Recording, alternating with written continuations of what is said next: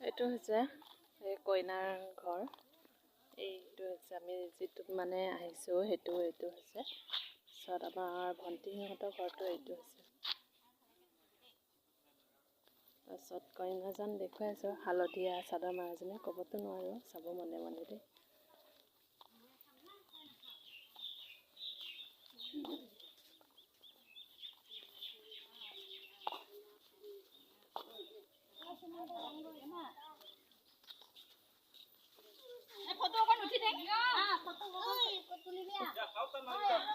photo উঠাই বোলা সিহঁতে